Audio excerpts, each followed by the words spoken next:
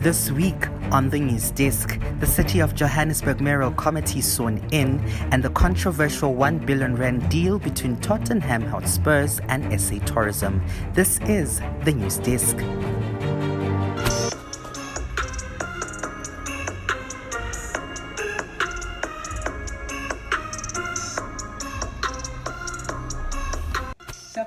Believe it or not, you've made it to the second month of the year 2023 and welcome to it. It is the news desk right here on television where we inform, impact and inspire you. If you've missed it all throughout the week, don't worry, I got you covered as we begin with 23. A lot can happen within 24 hours, and literally this week a lot happened within 24 hours. Let's begin here where South Africa is considering state of disaster within its national crisis, knowing that South Africa has been struggling to keep lights on for months now, 38 days exact within the year 2023. And the government is saying that it's seeking advice on how to keep the state of national disaster as it is crippling the economy. Opposition parties, of course, were not having it. The DAs marched to the heart of the ANC's Victoria House over the issue of rolling that be one of their first 2024 general elections campaign, as we know that the energy crisis in Africa might be the defining campaign for the 2024 elections.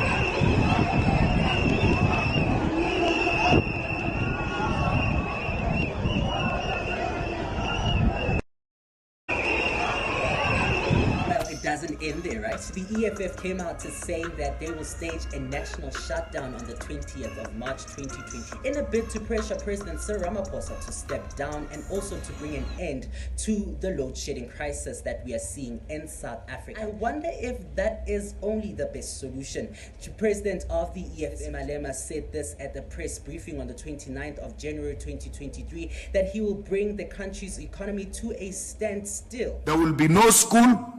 There will be no university, there will be no factory, there will be no bus, no taxi, unless they are taking protesters to the picket lines. There will be no truck to Richards Bay. There will be no train to Richards Bay. There will be no big roads that will be operating on the 20th of March unless it's emergency services. And we are not threatened by any security because we do this peacefully. It's our right. And if they want to come and violate our rights, they will find us ready. No one is going to intimidate us. South Africa will come to a standstill. If Ramaphosa does not resign on the 20th of March, then what will happen will be announced on the 20th of March. Onto this now, you might have heard Tottenham Hotspurs and South Africa's names together. Well, no, they're not playing a match together. It's because of SA Tourism has conditionally approved a deal between South Africa and the club, right? According to the Daily Maverick, almost R1 billion set aside for the sponsorship of the football giant Tottenham Hotspurs, right? According to reports, this project has been done with Rwanda, and it has increased almost about 8% of the economy within 1 year. So the presidency came through their spokesperson saying that this is an unjustifiable project, right? I mean, spend R1 billion, a whole billion into just this project. I mean, we have a lot of problems that we can deal with in South Africa. The energy crisis itself. Well, the SA Tourism Mzilikazi Themba Khumalo, in a press briefing on Thursday, thought differently and had this to say. This is not about football. So the whole conversation about we are supporting Team A and not Team B is a misguided conversation.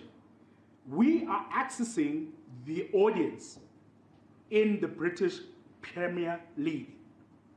We are accessing it so that we can persuade them to travel to South Africa, spend pounds, euros, dollars, yen in our destination and bring dignity back to our people. That is what we're doing. It's about the aggregated audiences. On to politics now. Did you know that Johannesburg has got a new mayor? Look, you know, when you grew up, I grew up in Soweto. I used to go to the inner city. This is a flashback. The inner city, Johannesburg, which was the capital of the city itself, the CBD.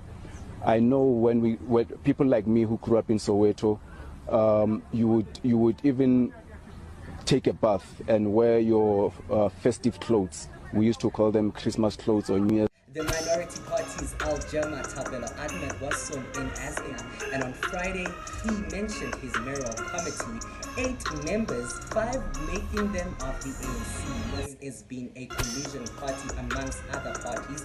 This comes after the former mayor was being voted and reinstated and voted out. Now the city of Johannesburg seems to be in good hands. Dada Morero made it as the MNC of Finance, and the former king of Sushi, Kenny Kunene, making it in as the MMC of Transport and Roads, right? We hope that the city of Johannesburg is definitely in good hands. News now. A great 10 people from Brakpan has been stabbed to death over a pepper spray broth. Learners from a secondary school in Brakpan are fighting until all of the gang members have been put to jail. This comes after a 17-year-old boy, Sean Mpela, was stabbed to death on Thursday afternoon. Gauteng Education spokesperson Steve Mabona says this incident occurred after school when the boys were threatened and also ambushed by these unknown persons, right? After school is after school. When are we going to take responsibility of safety within schools, especially for our learners, as we know that it is not safe for them around them? Who do we blame in the states? Do we blame the school? Do we blame the learners or the perpetrators? And just like that, you are up to date with everything that has been transpiring within our South African shores. Everything that's literally been making news, right? More of your breaking news and fresh views coming up again next week. Take care of yourself. Bye.